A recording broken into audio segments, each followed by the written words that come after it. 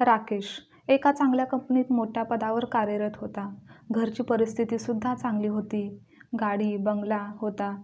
गावी शेती होती. राकेश दिसायला अतिशय सुंदर, देखणा व एकुलता एक मुलगा होता. आई-वडील देखील सुशिक्षित होते, चांगले शिकलेले होते. राकेश आता त्याच्या जीवनात सेटल झाला होता. म्हणूनच त्याच्या आई-वडिलांनी त्याच्यासाठी मुली पाहण्यास सुरुवात केली. पण राकेशला एक साधी, गरीब घराण्यातील मुलगी बायको म्हणून हवी होती. राकेश लहानपणापासूनच लाडात वाढला होता. आई-वडील दोघेही सुशिक्षित, संस्कारी होते. त्यामुळे घरातील वातावरण नेहमीच प्रसन्न, चांगले, सकारात्मक असायचे. राकेशवर चांगले संस्कार देखील झाले होते. राकेश जेव्हा चांगल्या कंपनीत, चांगल्या पदावर कार्यरत झाल्यावर आई-वडिलांनी त्याच्यासाठी मुली पाहण्यास सुरुवात केली होती.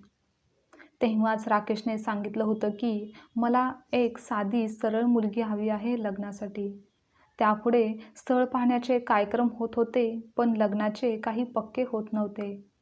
एक दिवस एका गावातील मुलीचे स्थळ सांगण्यात आले व त्यानुसार मुलीला पाहण्याचा कार्यक्रम देखील ठरला. राकेश व त्याचे आईवडील मुलीच्या घरी पोहोचतात. मुलगी मयुरी ही दिसायला खूप सुंदर असते. तिचे शिक्षण B.Com पर्यंत झालेले असते. घरची परिस्थिती तशी बेताचीच असते.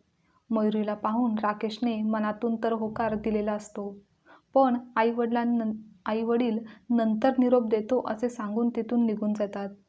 घरी आल्यावर चर्चा करू लागतात.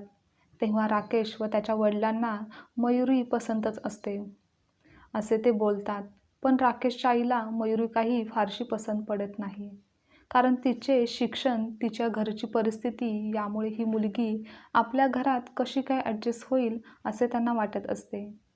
पण वडील म्हणतात, तू ह्या कारणासाठी नकार देत असशील तर ते बरोबर नाही आणि ती लग्न झाल्यावर हळूहळू शिकून घेईल ना सर्व काही.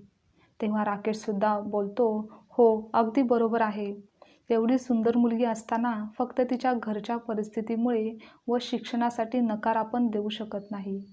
आणि तसंही तिचं जास्त शिक्षण घेऊन मला तिला कामावर थोडीच पाठवायचं आहे, असे तो स्पष्ट सांगतो. राकेश व वडिलांच्या हट्टाखातर आई लग्नास तयार होते, पण मनात तिच्या अजूनही तेच विचार चालू असतात. अखेर दोन्ही घराच्या संमतीने शुभमुहूर्तावर लग्नाचा सोहळा पार पडतो.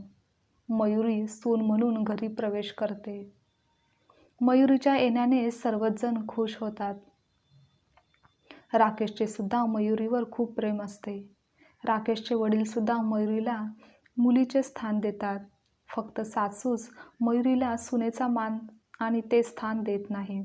नेहमी काही ना काही कारणावरून तिच्यावर ओरडत राहते.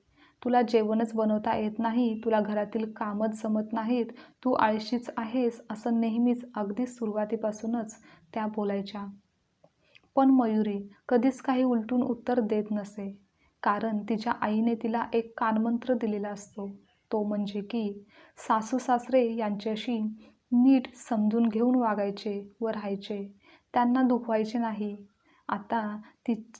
आता तेच तुझे आपली माणसं आहेत, हे मयुरीने लक्षात ठेवलेले होते. त्यामुळे सासू कितीही काही बोलली तरी मयुरी गप्प बसायची, घरातील कामे करायची. सासरे नेहमीच तिच्या जेवणाचे कौतुक करायचे. पण सासू आज मीठच जास्त आहे, आज मीठ कमीच आहे, जेवण हे असंच करतात का, असं नेहमीच बोलायचे. राकेश खूप हुशार व प्रेमळ, तितकाच समजूतदार नवरा होता. तो नेहमीच मयुरीची काळजी घेत असे. तिला नवीन घरी काही त्रास, काही अडचणी तर येत नाही ना, अशी तिची आपुलकीने चौकशी करायचा. हे पाहून मयुरीला खूप छान समाधान वाटायचे. ती स्वतःला भाग्यवान समजायची.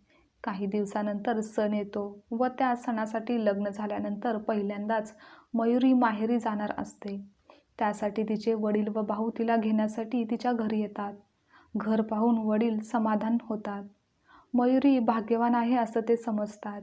मयुरी चहा बनवण्यासाठी आतमध्ये जाते, तर इकडे सासू वडील व भावाला सांगू लागतात की तुमच्या तर मुलीला काहीच जमत नाही, ती अशीच आहे, ती तेच करते, अशीच वागते, अशा अनेक तक्रारी चालू करतात. हे ऐकून वडिलांना खूप वाईट वाटतं, पण ते बोलतात, अहो नवीन आहे ती या घरासाठी आणि हळूहळू तीसुद्धा सर्व शिकून घेईलच की. पण सासूची बडबड काही कमी होत नव्हती. तेवढ्यात मयुरी चहा घेऊन येते व अजून काही वडिलांना ऐकावे लागू नये म्हणून पटकन आवरते व निघण्यासाठी बाहेर येते. सासूचा निरोप घेऊन ती वडील व भावासोबत बाहेर पडते. काही वेळाने वडील चिंतेने तिला विचारतात, "बाळा, तू खुश नाहीस ना? मी उगाच तुझे लग्न या मोठ्या घरात करून दिलं." पण मयुरी समजूतदारपणाने बोलते, "नाही बाबा, तुम्ही स्वतःला दोष देऊ नका. कारण मी खरंच खूप आनंदी आहे. कारण जीवापाड प्रेम व काळजी करणारा जोडीदार मला मिळालेला आहे. वडिलांची माया करणारे सासरे आहेत, तर तुम्ही स्वतःला कशाला दोष देत आहात? आता फक्त सासू थोडी वेगळी वागते, पण तुम्ही बघा, ही परिस्थिती एक दिवस नक्की बदलेल. तुम्ही विनाकारण काळजी करू नका." असे बोलते व ते घरी पोहोचतात. आई मयुरीला प्रेमाने आतमध्ये घेते, तिची विचारपूस करते व तिला जवळ घेते. गप्पा होतात, जेवण होते. असेच 4-5 दिवस निघून जातात. त्यानंतर मयुरी पुन्हा आपल्या सासरच्या घरी पोहोचते. सासूचे आपले नेहमीप्रमाणेच बडबड चालू असते, पण मयुरी त्याकडे दुर्लक्ष करते. असेच आता काही महिने निघून जातात आणि एके दिवशी सासूची अचानक तब्येत बिघडते. त्यांना दवाखान्यात दाखल करण्यात येते, तर त्यांना सौम्य अटॅक आलेला असतो. त्यामुळे त्यांना दवाखान्यातच ॲडमिट करून घेतात. त्या काळात मयुरी सासूची पूर्ण काळजी घेते. त्यांची औषधे, जेवण सर्व काही पाहते. सोबतच घराची जबाबदारी, दवाखाना सर्व काही अगदी जबाबदारीने पार पाडते. काही दिवसातच सासूला घरी घेऊन येतात. घरी आणल्यावर सुद्धा मयुरी त्यांची छान पद्धतीने काळजी घेते. मनात कोणताही राग किंवा काहीही न ठेवता ती अगदी मनमोकळ्या मनाने सासूची देखभाल करत असते. हे सर्वजण पाहतात व सासूच्याही हे लक्षात येतं. आपण इतकं हिच्याशी वाईट वागूनसुद्धा व हिला इतके अपशब्द वापरूनसुद्धा ही मयुरी मनात कोणताही राग न ठेवता एक सून असूनही आपली कशी मुलीप्रमाणे काळजी घेते याची जाणीव त्यांना होते. त्या बरेच दिवस हे पाहत असतात. त्यांना एक दिवस त्यांची चूक लक्षात येते. त्या एक दिवस मयुरीला जवळ बोलवतात व तिची माफी मागतात. "मला माफ कर, मी तुझ्याशी खूप चुकीचे वागले."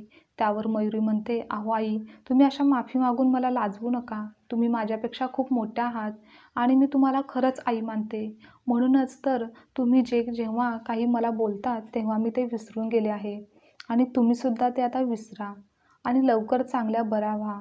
हेच तर आपले कुटुंब आहे ना आणि आपणच एकमेकांना समजून घेऊन माफ करायला हवं, नाही का?" मयुरीचा हा कमी वयातील समजूतदारपणा पाहून सासू भारावून जाते. तिला आता याची जाणीव होते की राकेशने एका साध्या सरळ मुलीची निवड का केली होती. घरची परिस्थिती पाहून नाही, तर मनाची परिस्थिती आणि मन पाहून लग्न करण्याचा त्याने घेतलेला निर्णय आज खऱ्या अर्थाने राकेशच्या आईला पटलेला असतो. आजची कथा तुम्हाला आवडल्यास लाईक, शेअर, कमेंट करा आणि चॅनलवर नवीन असाल तर चॅनलला सबस्क्राईबसुद्धा नक्की करा.